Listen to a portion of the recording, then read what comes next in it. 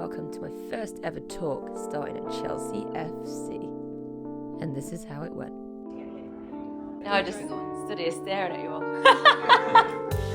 This is my first one. Yeah? Really good. Stop it. Do you want front row? Yeah, why not? Ah, yes. Very small screen. My big fat head's in the way. No, China. It's time to be professional. Okay, should we start? Fab. I was just saying I was mentally prepared for 5 people, and now I'm like, shit, there's so many people. So thank you for joining me today. My name is China, like the country. Everybody thinks it's a stage name, but it's not. My mum just didn't realise my surname, which is Jordan, is actually a country as well. So I was bullied quite a lot at school. So I run a small business called ArtistAnd's, and it's all about improving well-being using art. So I've been running it for just over 4 years now, and I was sat in these seats 5 years ago on benefits, starting my journey as a God knows what, because I didn't know if I really wanted to be an entrepreneur or a business owner. I didn't really like those terms. I didn't like those responsibilities. And now I'm very happy and very glad that I have done it, and now I have my own business. So I just want to take a step back before I tell you more about what I do, because I'm a dyslexic. Anybody else dyslexic here? Just 1, 2. Usually a lot of, yeah, and no nose. So a lot of creative people are dyslexic. And in my career in the art industry, it's caused me a lot of problems. So when I was trying to find the title for my business, ArtistAnd's, I was struggling so much. I was like, right, what should it be? Corporate creatives, pencil pushers? And I brought it back to basics, and I thought, what is an artisan? It's somebody with a craft through their hands. And I thought, right, well, this looks like a spelling mistake, ArtistAnd. It is a little homage to dyslexia, but also it's an inviting way to get people into art, because from my experience working in galleries, it's very exclusive, it's very judgmental, and a lot of people feel like they can't draw and they can't paint. But I honestly believe everybody can draw and paint, even though I bet none of you would admit it. You just need a teacher to show you how. So my business helps to improve your well-being using art and bring out your creative skills by actually showing you some skill. So I go into offices and I do their team building, their well-being weeks. And this year we've been shortlisted for the best well-being service in the workplace. Woo! We have collaborated with over 400 companies, so that's over 4 years, so it sounds like a huge amount. And I've taught over 5,000 people, and that's a company of one. I do have a coach, and I now have an assistant facilitator, and that's just a little book that I published, and I thought, oh, that's cute, so I'll put that on there. Thank you. Self-published, but still. So in my early life, I did go to art school, but honestly, it was a waste of time. They don't teach you how to paint, how to draw. They teach you big words, and they teach you how to be an abstract painter. So when I finished art school, I was a waitress, and I thought, right, I should probably give this stuff a go, right? So I got a studio, and for a year, I was waitressing, making artwork, and pretty much getting nowhere. So I decided I need to get as my mum would call it, a proper job. So I was looking at art galleries, and I found a job as an art technician, which is installing artwork in galleries, in private homes, in London and across seas. And I actually really enjoyed that job, so I did it for 3 years. And I kind of got to a point where I felt like I had no transferable skills. At art school, they don't teach you about Excel. They don't teach you how to write or read. Can't do that anyway. But I could paint a picture really, really well. So I tried to quit as an art technician, and my director said, "You're not leaving. What do you want?" And I said, "I want to manage a team." So he said, "Fine, you could be an operations manager." I was like, "Okay, great." I'd actually booked a ticket to New Zealand one way and had to buy a return to come back a few weeks later. So it's a bit expensive, but I was like, great, I can learn some admin skills. Did you pay for the return flight? No, I should have asked. I should have negotiated. What do you want? Return flight? And a return, yeah, manage a team and a return flight. So I thought this is a great way to improve my admin skills, but then I was told directly that I would never become anything more because my admin skills are shit. So I was like, great, nice one, dyslexia. So I quit. And then I was lucky enough to get a job as a gallery manager. So it was a promotion, but it was a pay cut. And I was there for less than a year. And dyslexia kind of reared its ugly head a little bit again. And it caused a bit of trouble with some other people. So we decided to cut ties there. And then I ended up on benefits. So I was a bit like, what the fuck do I do now? I have no transferable skills. I can paint a picture that nobody wants. And I felt really dumb. I felt I'm dyslexic, so nobody wants to hire me. But at the time, I'd actually been commissioned very randomly by Amazon to paint a picture for the Grand Tour. And I'm going to show you pictures about that in a second. And the timing for me was actually perfect because that was going to give me a bit of money whilst I was going into unemployment. And also it helped me to think about what skills I had. Can I actually use them? So I was actually commissioned 3 times by this same company, right? I'm going back in time a bit now. In 2012, I emailed a company in response to a commission, which I never got. I never heard back from this company for 4 years. So in 2016, I got a random email saying, China, can you paint the Mona Lisa eating pizza for Domino's? I was like, yeah, obviously. Wow, okay. I was very silly as well. I undervalued my skill, and I only charged like £1,000 for 6 paintings. I had a full-time job at the time as a technician, so I was working full-time, painting on the side, and then managed to deliver these paintings in 6 weeks. And I was like, wow, what a really cool idea, mixing Renaissance-style art with their brand. And then a year later, I got commissioned again by Zero through this same company, asking me to paint their software for the Master of Accountancy. So I combined those 2 things again. And then the year later, this was for Amazon, the Grand Tour. And I was like, what the fuck? How am I still working in a gallery when I'm making these oil paintings and collaborating with these brands and services and putting them in artwork? And I thought this is such a cool thing, but I just ignored that. And here's some pictures of the work, and you can see how tired I am in this picture. I had to filter it because my bags were so big. This was the Grand Tour. So this is the explorers of the 16th century, mixed with, I forget their names, those people. And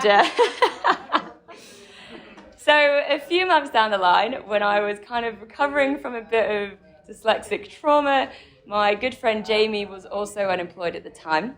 He went to art school, so he knows the bullshit we have to deal with. And he's also got a lot of experience in business. And he said, China, let's sit down and let's go through your stuff. And I went, right, whatever. But we had nothing else to do. So he went through my artist website. And the first thing he said to me was, all right, China, how are people going to contact you? And I was like, email. And he went, yeah, but where's your email address? And I was like, oh, for fuck's sake.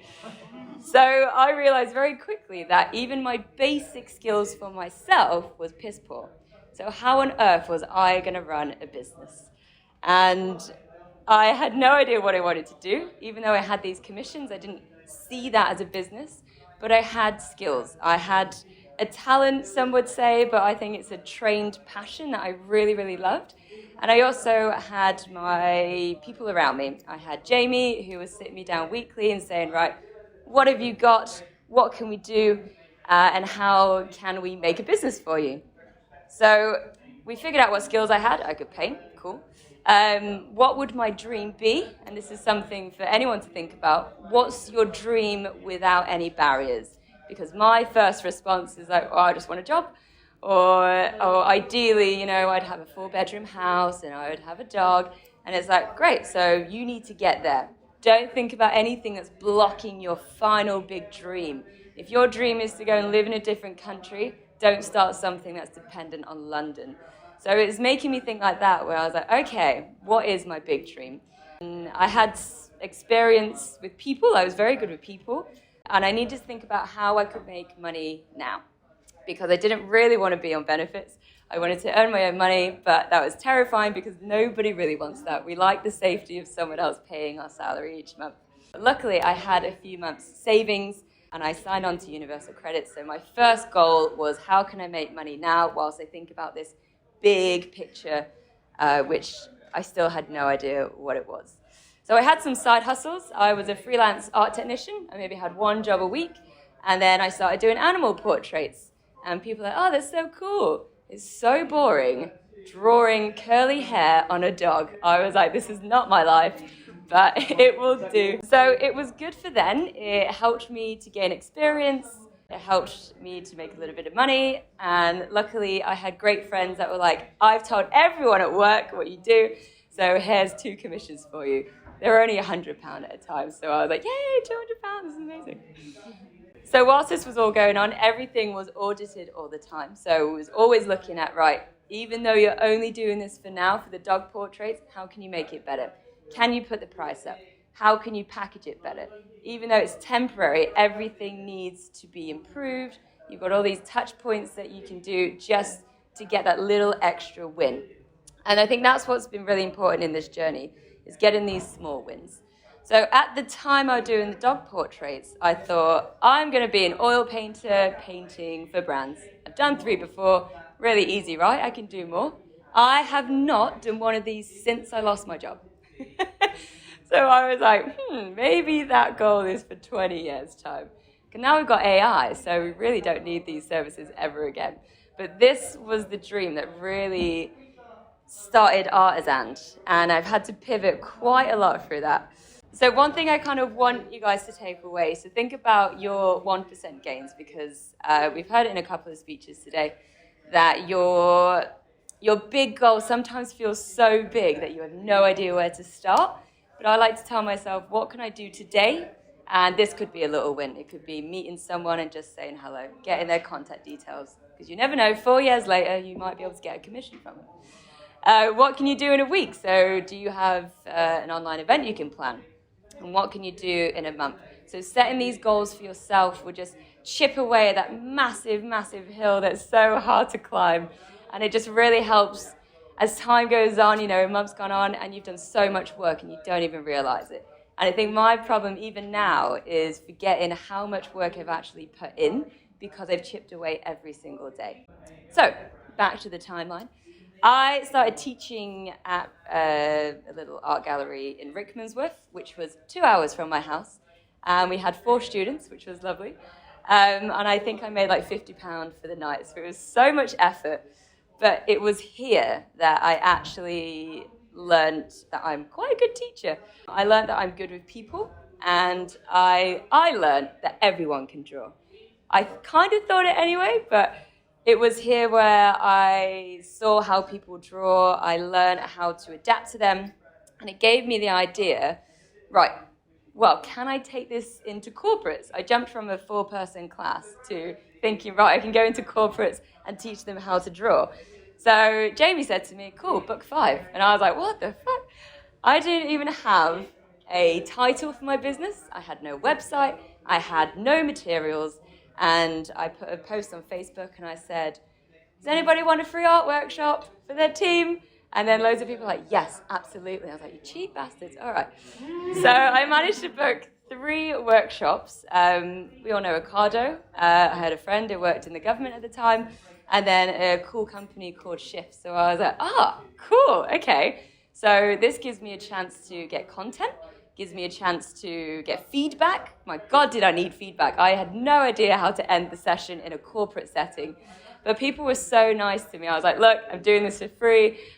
I'm trying to figure it out. And they're like, yeah, great. So we just rolled with it. And I learned so much from these 3 workshops. And I got so much invaluable content without having anything else around me, that this helped me to start the business. So I was so grateful that I was pushed well out of my comfort zone. I did actually nearly make 50 quid, but it fell out of my pocket because it was in cash. So I was devastated. I was like, damn it. So my lesson from that is to fail first. Don't waste time trying to be perfect. Don't say, I can't launch this until the website's done. Fuck that. Go to people, talk to people. This is my business. This is what I'm doing. And they're like, cool, I believe you, I can feel your passion. And it took me about a year and a half to be like, I'm an artist. Whereas before I was like, I guess I'm an artist. I'm like, no, I'm a fucking artist. Like, say it. Run with your ideas. Allow your friends in, because everybody that loves you will want to help you.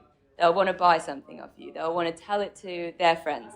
And sometimes it's hard to accept all of their ideas because you feel like you have to fulfill every idea that they've suggested because they've given their time. But you can say no as well. I think I've only learned that the past year, to be honest.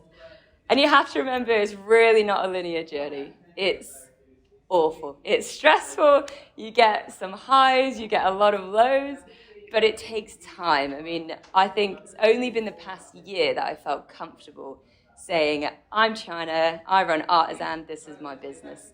And it took 3 years of me saying to myself, do I need to get a job tomorrow? And then I would be like, well, can I afford another month? Okay, yes, I can. And I feel very, very lucky now to be able to say, I run a business, just me. So I just want to talk about what happened during COVID. So I thought I'd got my 3 workshops in 2019, and then I had no workshops for 6 months. And I thought, right, that's over. Let's try and find a job now that we're all in lockdown. And my friend said to me, China, why don't you host a class online? And I thought, how are you meant to learn to draw online? Like, you can't do it.